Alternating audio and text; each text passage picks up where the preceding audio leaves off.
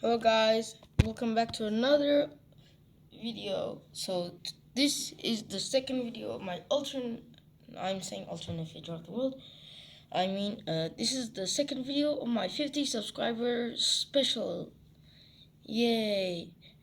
Now here we can see a very complicated map. Why?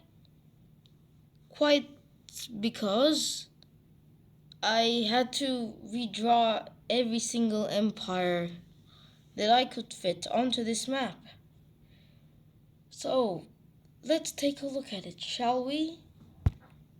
So, you can see North America, we have Americans, Mexico, Russians are in Alaska and California again, the British are in Canada, the Norwegian, Swedish thing is in Greenland, there's Grand Colombia, there's also the remaining Spanish leftovers there, more British in the Falklands, Portuguese, Brazil, French, Dutch, British, and more Spanish, my favorite. More British, French, British, lots of British, eh? Now, and my favorite one to say is the United Provinces of the Rio de Plata. So, that one. Well, in Africa, it's a scrambled mess. Quite a scrambled mess. You can see USA, Liberia there, British, Portuguese, more British, the Germans, more British, more Germans, more Spanish, more Portuguese, more Dutch. I had to make that Dutch because I gave Belgium to the Dutch. More German, more British, more Portuguese, less French, more German, Italian for the first time, Abyssinia, more French, more British, even more British, even more Spanish, even more French, and then the Ottomans, right there. Well, that's that's quite a jumbled mess. Anyways, Europe has a lot less countries now. Let's take a look. So, Netherlands has Belgium and, not Belgium and Luxembourg. Germany has Luxembourg. Netherlands has Belgium. France doesn't have Alsace-Lorraine. Spain is Spain. Portugal is Portugal. The British has Ireland.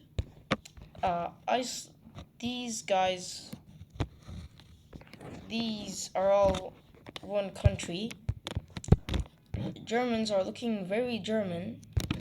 Quite World War I. The Swiss haven't changed one bit.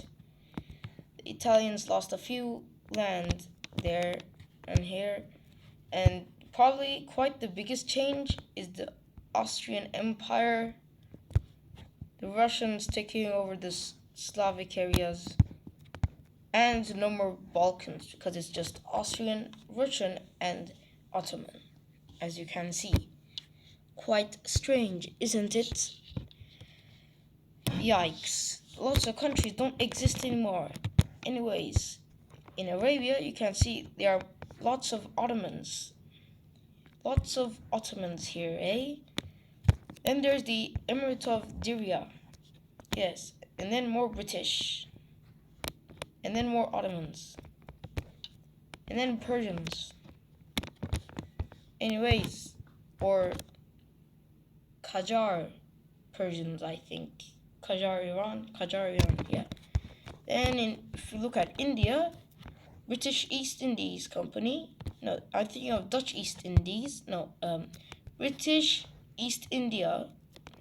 I forgot the name of I forgot the name of the company. Anyways, Goa, which is Portuguese, the Tamil kings, Maratha, Mughals, Greater Nepal, yay! And then Bhutan is slightly larger. And then Siam, yay! French are in Vietnam, not good. More British, not good.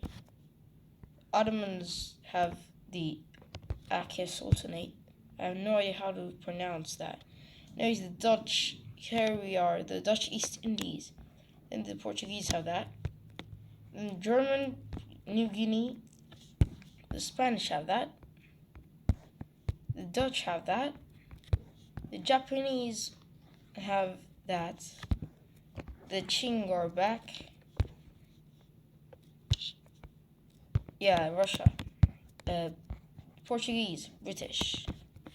Macau, Hong Kong. Even though Hong Kong is slightly bigger in real life.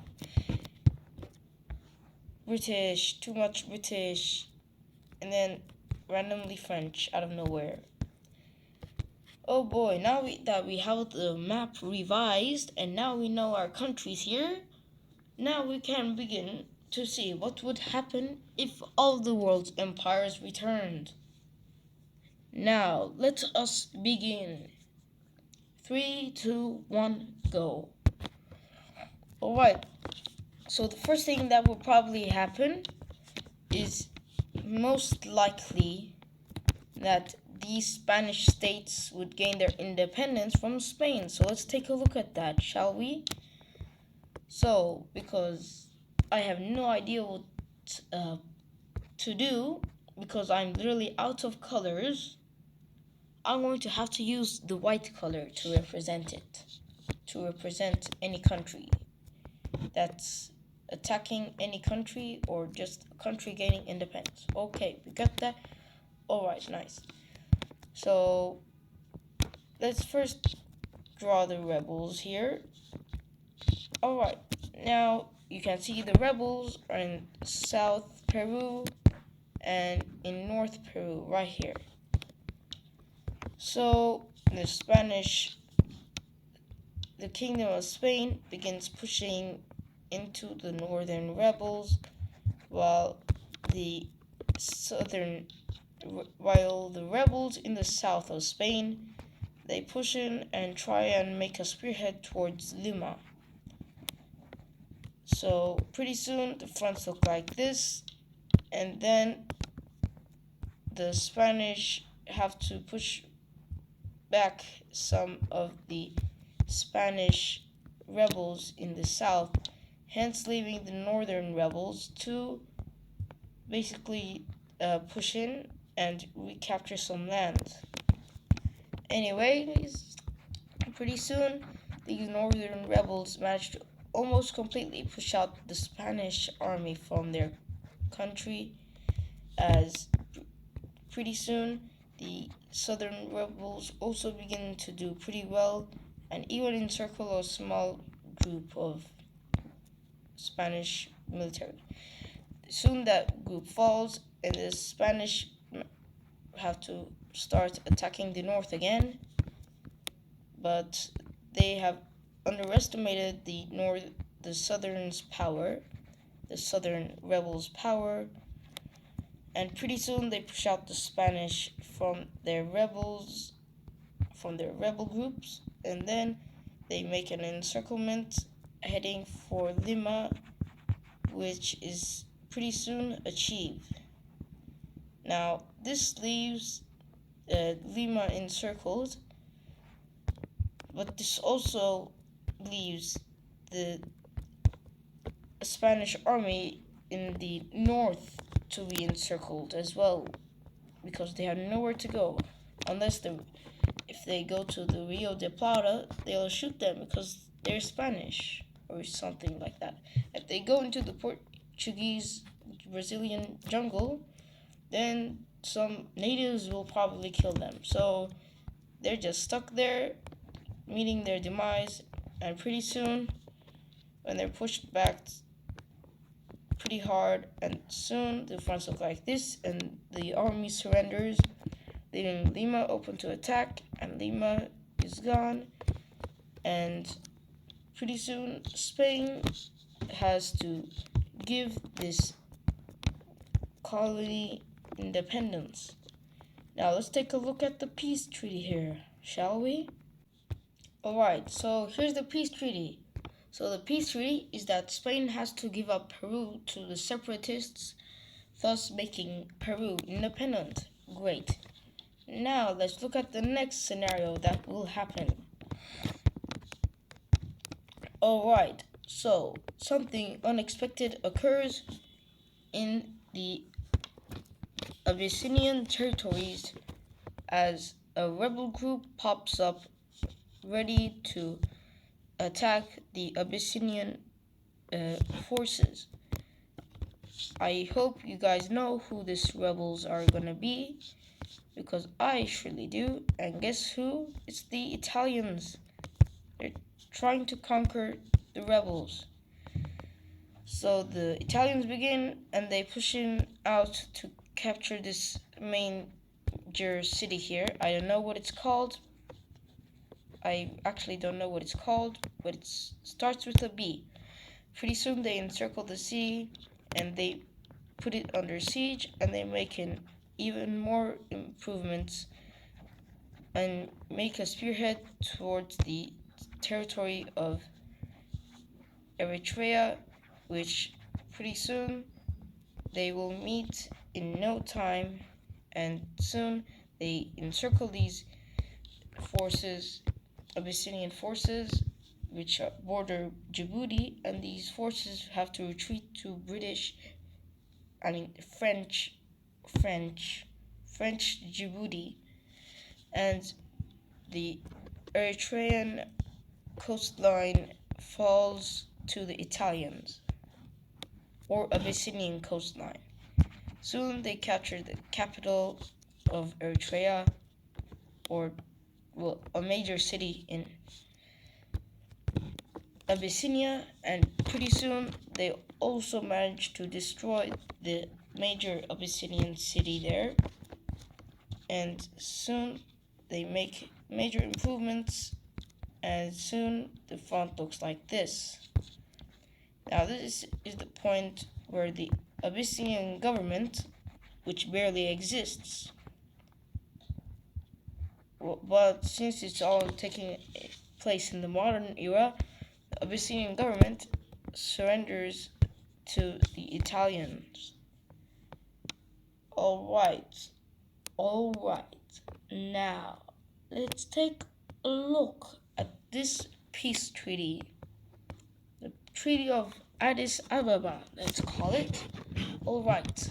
Now, this is what the peace treaty of Addis Ababa looks like.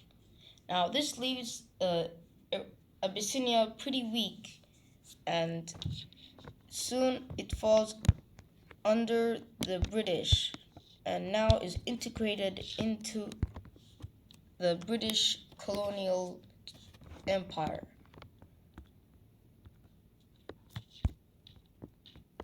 And now it looks something like this.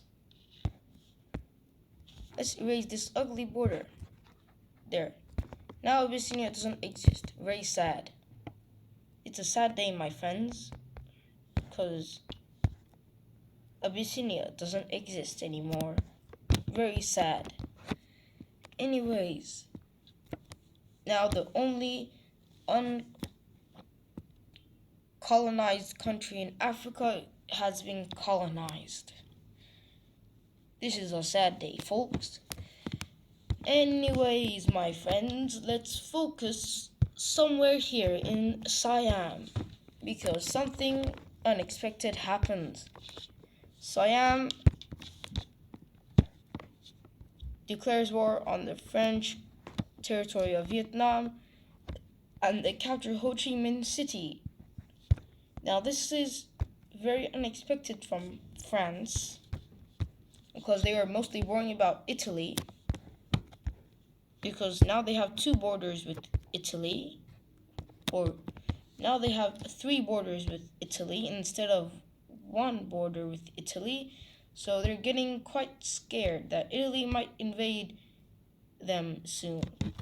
So France had to pull out some of its troops from French Vietnam into French Djibouti to protect French Djibouti, and this was a bad mistake because the Siam government and Siam military are now pushing in through French Vietnam, and they soon capture it. And soon Siam demands a peace treaty with France, and France has no other choice to do other than accept, because Italy also threatens them that they will invade them, which kinda we'll take a look at that soon. Shall we? Alright, now let's look at this peace treaty. Alright, so the peace treaty of Bangkok that's the capital of Siam. The peace treaty of Bangkok is that France has to give up French Vietnam to Siam, and now Siam looks much nicer. No more border gore. Yay.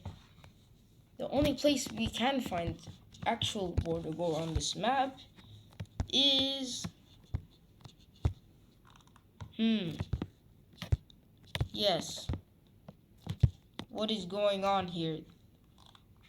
This is border gore right here in its finest.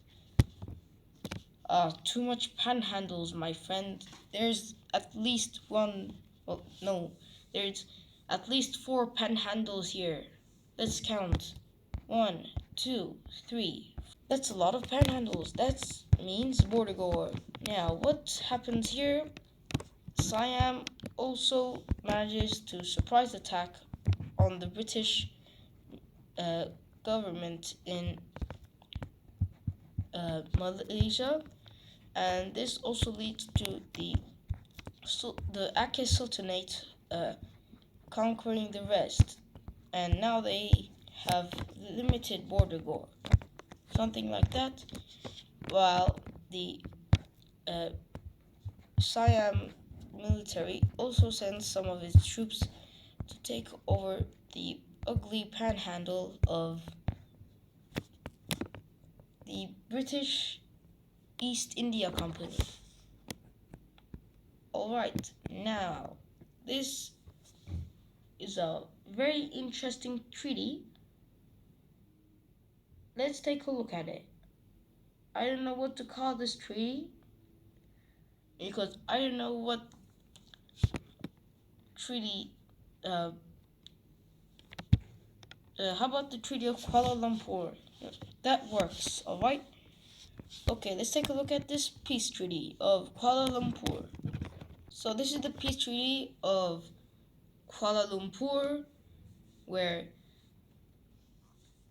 the British have to leave Western Malaysia and Singapore, and they have to give up Southern Western Malaysia, I made that up, and Singapore to the Aceh Sultanate, and they have to give up Northern Western Myanmar. Wait, no, Myanmar is a different country. Malaysia to Siam, and they also have to give up some of their land in Burma to Siam.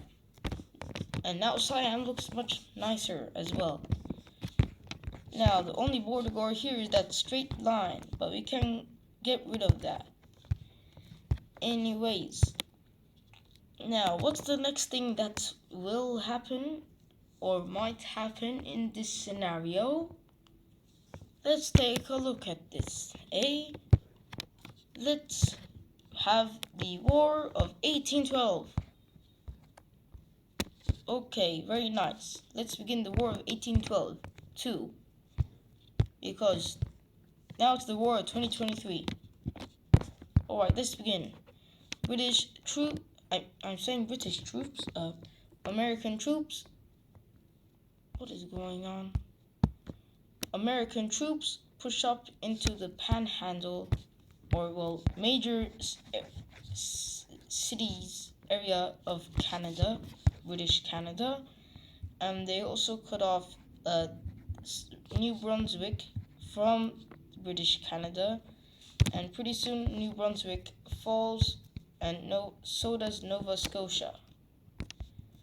Now, the Americans can focus more of their troops to capture this island here and Newfoundland. So now the American troops push out in large numbers to fight against the British, but they meet some resistance on their way as they get closer to the capital of Quebec, which I don't remember. Please remind me in the comments. And with that, they push in through some of Canada, but that also has some major drawbacks as they get pushed out of their peninsula. I think that is a peninsula, yes. Alright. But the British push in onto the the British push into the however you pronounce that single state. They push into the Oregon County, and now the border looks like this. And they set up their border right across the canal, and this is also the point where the Russians declare war on the British to hopefully secure some land for themselves in Western Canada. Yes, so these Russian troops from Alaska push out into not major, but they push out into some places in British Columbia, and they also capture this island. Now, the British have to fight a two-front war. Interesting, because no one likes a two-front war, do they? Or, well, maybe a three-front war because they're already fighting in Oregon County. Anyways, this also means that the American trade and Russian trade between themselves get stronger and they become greater allies. Now, let's continue this war and see how it will turn out in the next 6 months. Now, it's been half a year of fighting this war, and this is what it looks like. So pretty far, it looks like the Americans are pushing the British pretty far back in the eastern Canada. They also look like they're making a spearhead to cut off the Canada to get access to the Hudson Bay, and they also make a spearhead towards Seattle, it appears, and the Russians see minor pushback in British Columbia, but major gains in northern Canada, western Canada, I will say. Now, this also leads to one thing, and do you know what that is? That this leads to one thing. The Americans attack the British Sierra Leone colony, and they capture it, and with the use of their Liberia colony. Now, this also leads to the Americans attacking the Bahamas and Bermuda. Now, they also soon, in a few days' time, they make a spearhead to cut off Newfoundland, and pretty soon they encircle some British troops, and those troops are gone, and now the Americans have the foothold in eastern Canada. Now, what happened? The British launched a surprise attack. That's not good. The British launched a surprise attack in Michigan, and they pushed back and cut off Michigan from the rest of the USA, and they captured it. And pretty soon, this also leads to American troops pushing pretty far back, pretty hard into Alberta, Canada, or British Canada, and soon they managed to get a grasp of the Hudson Bay. Now, this is very important, as that means that because the majority of British troops are here and the least British troops are here, and with the cutting off of British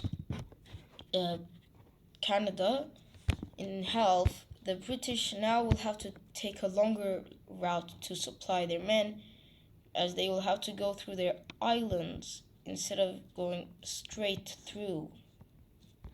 Now that will mean lots of interesting things, as it will be I believe that's the wrong color, very important for the capture of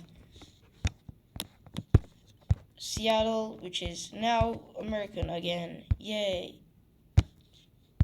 Now, the British are soon pushed out with this major land gain, and pretty soon, that's not good, pretty soon the British front in Oregon County looks like this. Now, this also allows the Russian troops to make gains in British Columbia and retake the lands that they had once had on a larger scale, just like that. Now, this is very good for the Russians and Americans, but this is very bad for the British.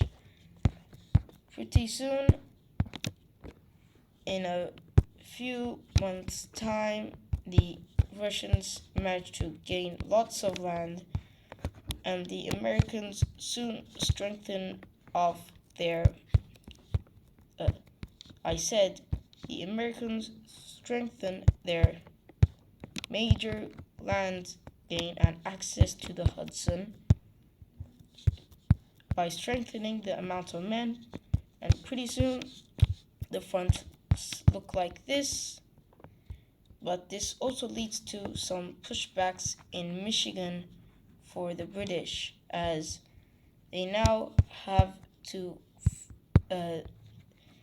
push back the Americans to cut off their spearhead, which cut off British Canada from the rest of British Canada, and pretty soon the fronts look like this.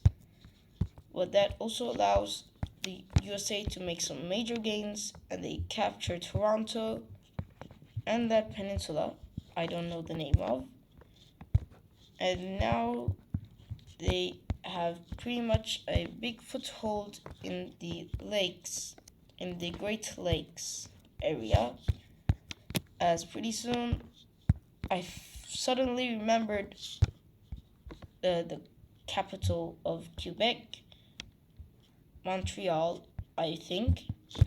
The Americans captured Montreal, and that's over for the British, as now the fronts look like this, and now this is the point where Russia has to make some major gains before Britain sues for peace. So they basically have to do that, and then that, and that. Now, this is exactly what the Russians do, and they do it well, successfully, great success. They also capture some extra islands up here, great success. Now, this is a very important part that will be very important in the peace treaty later on. Soon the Russians capture this entire island, and now they only have to focus on Nunavut. And pretty soon, the Americans also capture Saskatchewan and another territory there, and that's game over for the British, as they have to soon sign a peace treaty with the Americans. Now, let's take a look at this peace treaty, shall we? Alright, here's the Treaty of Toronto. So, as you can see, the USA gets a lot of land in Canada, and Russia also gains a lot of land in Canada, and the part of Canada that is cut off from the rest of Canada, well, British Canada, is USA forces it to become a puppet state rather than an actual part of the British Empire. Now, this also leaves the British Canada here open to attack, which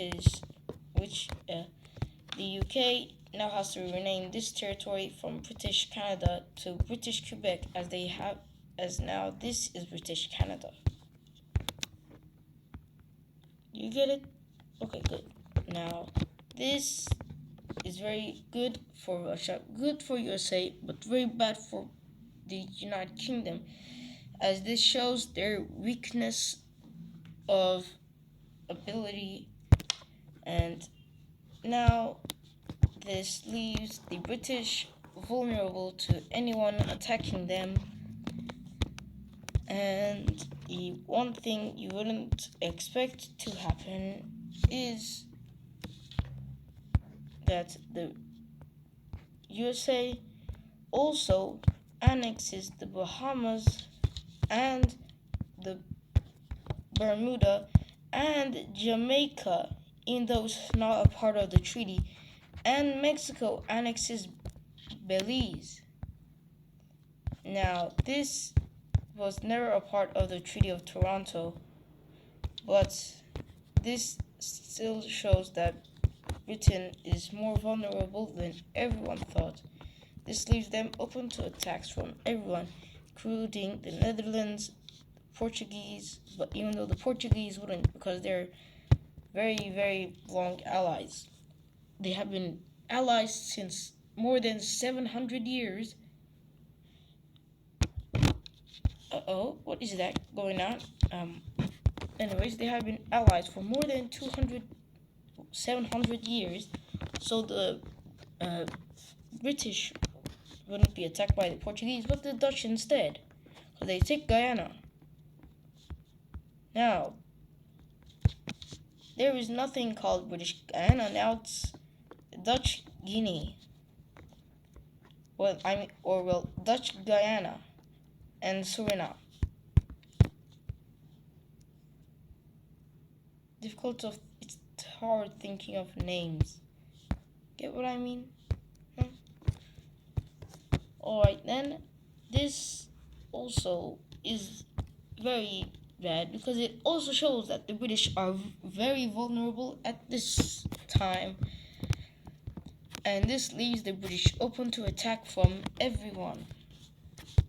Now, one thing you wouldn't expect is the British being attacked by the French, as they've been able to sort out relations very recently, right? No, because now we will have World War I. Now let's begin. Anyways, so let's begin, shall we? Alright, so Germany begins by pushing through Dutch Belgium to get around their French Maginot Line, and they destroy the Dutch mainland. Now to German, and pretty soon they actually managed to get into France pretty quickly, and this is alarming as it's happened at a very fast rate, as the French can't hold on to them any longer. Pretty soon, the British arrive, and they manage to push some Germans back, but overall it wasn't a very big pushback. And now let's focus on the front in Italy.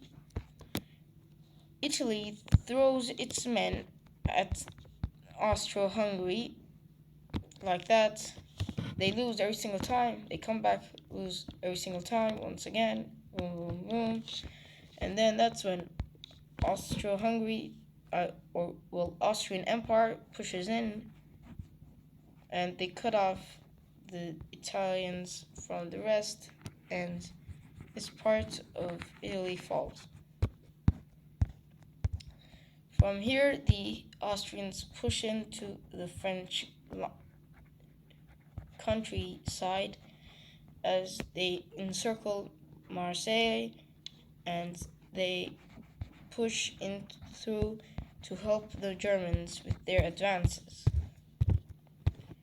Now, this is pretty fast, so the French have to move some troops south to defend Marseille and to push the Austrians out of the French countryside. They managed to lift Marseille from the siege, and now the front looks like this, but the Germans managed to do some pushbacks, and now it's the fronts kind of look like this. Now the French managed to do a surprise attack, and they managed to capture the city of Verdun, but this does not come easy, as the Germans prepare a massive attack at Verdun to take them over, which happens very quickly.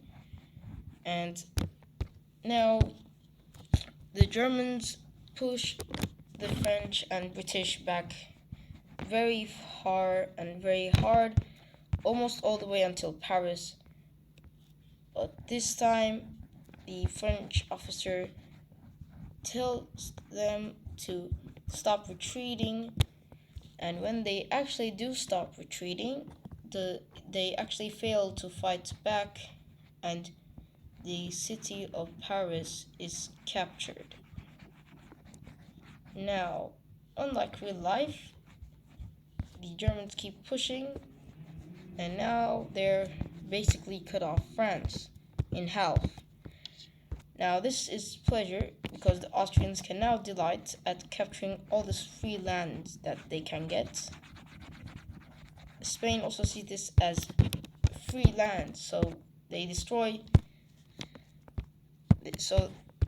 push up, they capture that random French city name I don't know how to pronounce at all, because French city names are hard to pronounce. And basically France is capitulating, and this is great news for the Central Powers. Now Germany adds one more enemy to their list by declaring war on Portugal, because the British have been getting too chummy with them, or they've been being lots of friends, and by that I mean they've been supplying each other with weapons. So the Germans order the Spanish to take over the Portuguese. Now this is now what the fronts look like. Now this is very good for the Central Powers, as pretty soon they also managed to convince someone to join their great team, and that is Japan. They convinced Japan to join, and Japan is happy because they joined, and they pushed back Russia even harder. Now, Russia was getting ready to attack the powers, and when they have to actually attack the powers, they aren't able to, because the Japanese attacked them. Now this leaves the Russians open to attack from the Germans, and pretty soon this is what the German front in Russia looks like, and Austrians can also delight at even more free land. Yay! Great, free land, the best thing in the world. Best thing in the world. Yay. Now the Ottomans can also delight at this because they've been pushing them back pretty far and pretty hard. Now they won't have to push them back as hard. So, yay. Free land for everyone. Free land buffet. Now this is the time where Iran actually decides to join the Central Powers, and they push up into Russia, delighting with all this free land, and they're like, yay, yay, free land, yay. And basically that's how everyone is going, because Russia can't fight back as they're busy with Japan right now, trying to fight back Japan. Now, this is good news for the Central Powers, bad news for the bad news for the Allies. Now soon the Austrians, they capitulate, basically the Austrians capitulate, the Italians and the Ottomans capitulate, some French colonies with some Spanish colonies with the Spanish, and now yay, everyone's getting free land. Awesome. Alright, now everyone is happy at this because it's free land. Of course. Yay. It's free land. Now the Ottomans can get more free land. No, I realized I was using the wrong color for the Ottomans. That's the right color for the Ottomans. Okay, much better. Alright, now the Ottomans have more land. Yay, that's amazing. They also take over the Emirate of Diriyah, because last time I mentioned that the Emirate of Diriyah declared war on the Ottomans. Anyways, the Ottomans basically rampage through lots of colonies here, in here, and lots of colonies fall to the Ottomans, and this also allows the Germans to capture some British colonies as well, and French colonies as well as more colonies. Oh, great. That's amazing. Best thing on the earth. Or for Germany. Let me make that clear. We wouldn't want a huge mess up. No one likes huge misunderstandings, or else the world explodes. It's 5 billion pieces. Anyways, German Madagascar is now a thing. Not good for the British. Now the Central Powers are winning everywhere. No one is safe from the Central Powers' wrath. No one is safe from the Central Powers' wrath at all. Now, the Central Powers also gets another ally to join them, and that would be Siam. Siam, not Cyan, the color. The country Siam. And Siam capitulates the East India Company, and the Marthas and Mughals now also join the. Now the Marthas and Mughals also join the Central Powers, and so does the Qing Dynasty. You'd never expect to hear that, would you? Yes, but Japan doesn't care because they declare, they attack the Qing Dynasty anyways. Because it's Qing Dynasty, free land, as mentioned earlier.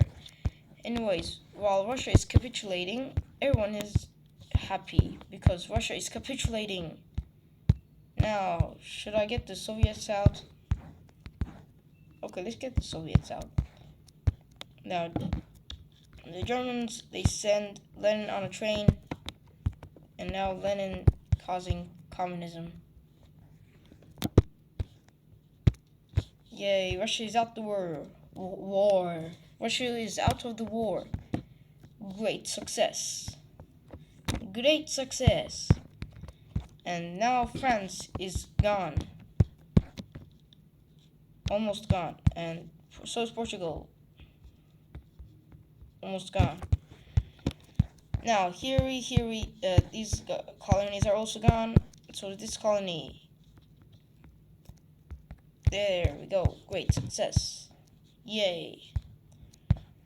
Now, the Spanish have these. Now they can push into Portuguese Brazil, but the Portuguese Brazil will have some quite heavy pushbacks as they have much more population than Spain. So Spain will have to request some help from some of their allies. Anyways,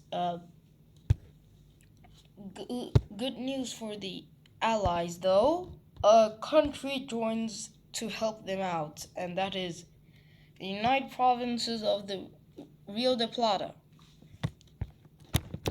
And they simply do that, just push out the Spanish from Spain.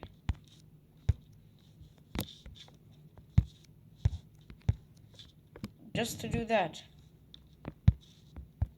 Strange. I wonder why. Anyways. Oh boy, now this world is gonna be German dominated.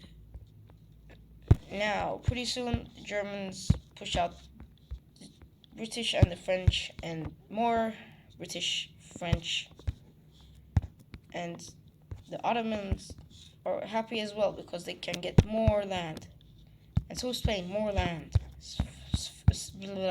Spain, I mean France, I mean Spain, I mean, oh my god. France falls to the central. France falls to the Central Powers, and so does Italy fall to the Central Powers.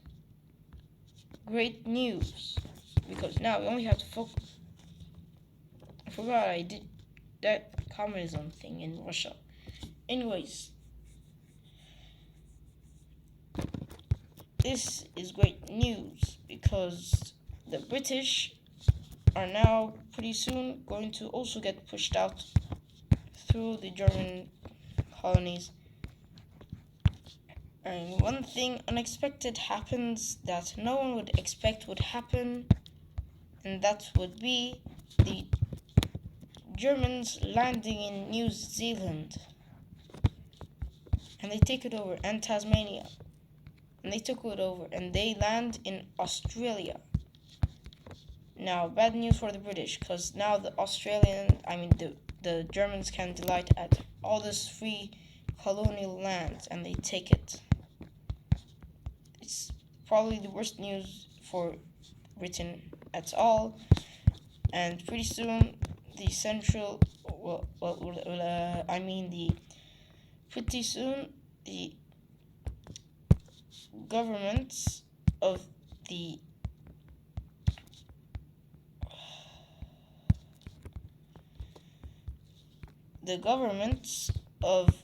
the Allies can pretty soon lose the war. If they lose the Netherlands, then they'll lose the war, as it will be their only cause. Oh, the Netherlands is gone. Oh, British Malaysia is gone. That's not good. Isn't that Portuguese? That's supposed to be Spanish, my friend. Great success. Why were they colored? Oh wait, no, I forgot to color them in. Alright, the Marathas push out the Portuguese from Goa. And now you will have the signing of the Great Peace Treaty for the Great War, which actually happened. Alright, let's take a look at it. It'll take me forever to draw this peace treaty. Oh boy. Alright, that treaty took very, very long to draw. Alright, so here we have the Treaty of Frankfurt. Yes, this is the Treaty of Frankfurt, as you can see. So, the Treaty of Frankfurt is basically Russia becomes communist. Russia loses land from everyone that borders them. Austria becomes big. Ottoman Empire becomes bigger. Germany becomes 5 times its size. France is gone. Spain puppets Brazil, but lose some land in Argentina, and they gain lots of land in South America. Africa. Britain has no more colonies except British Canada, and the Dutch don't exist anymore, as you can see. They're either German or Spanish now. And Japan gains a lot of land. And that's pretty much the treaty as short as I could make it. Also, Italy is puppeted by the Ottoman Empire. France is puppeted by Germany, and the western part of Russia is puppeted by Germany as well. Alright, that's the treaty. Basically that's the treaty. Yeah, except this part is separate from this Russia now, because this Russia is communist and this Russia is not. So that's pretty much the Treaty of Frankfurt right here. Now, thank you guys for watching. This video has taken super long to make. Drawing this entire peace treaty took me about 30 minutes to draw. Thank you guys so much for watching. If you like this video, please like and subscribe. Let's try and get to 75 subscribers, please. I hope you appreciated this video. I will see you all next time, and thank you so much for watching. Peace.